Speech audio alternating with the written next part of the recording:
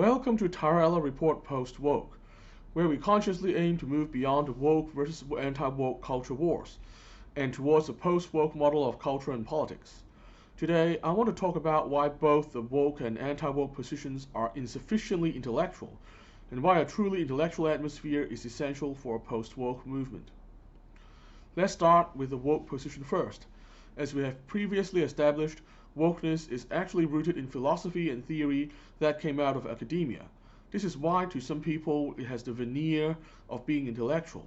However, since the woke theories are not products of unbiased discussion and debate, truly open-minded truth-seeking, and a commitment to objectivity, I would have to say that they are not truly intellectual in the traditional sense. Rather, I think they are more like activist wishes phrased in intellectual language. Indeed, one could argue that a worldview that fundamentally sees language, knowledge, and discourse as products of power, and objectivity as nothing more than pretense, would actually be incompatible with being intellectual in the traditional sense. Given the intellectual deficiencies of wokeness, the anti-woke position could naturally have been built on the foundation of restoring the meaning of being an intellectual in the traditional sense, and to some extent, the early anti-woke movement did go a bit in that direction. There was plenty of discussion about the values of the Enlightenment, why free speech is essential, and so on. But ultimately, the anti-woke movement came to be dominated by culture warriors, who had no patience for proper intellectual exploration and argumentation either.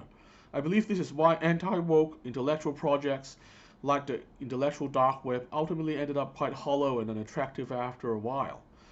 The same talking points are repeated again and again, and the discourse seems to not be very open to unexplored possibilities. To be honest, I think many IDW figures sound more like culture warriors than sincere intellectuals nowadays. I believe an important part of moving beyond the woke versus anti-woke culture wars is to actually bring back sincere intellectualism.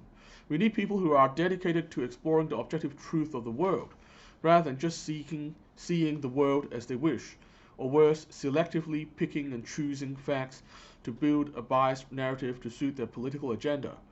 We need people who actually want to have open-minded discussions about the important issues, rather than just wanting their side to win and the enemies to lose. A sincere intellectual today should be able to easily tell that both the woke and anti-woke positions are unsound. Sadly, too many people can't even see that right now. That's all for today. I'll be back next time to discuss another big idea. Remember, on this show, the personalities don't matter. It's the ideas that matter. Until next time, remember to resist conformity and stay positive. Our future depends on it.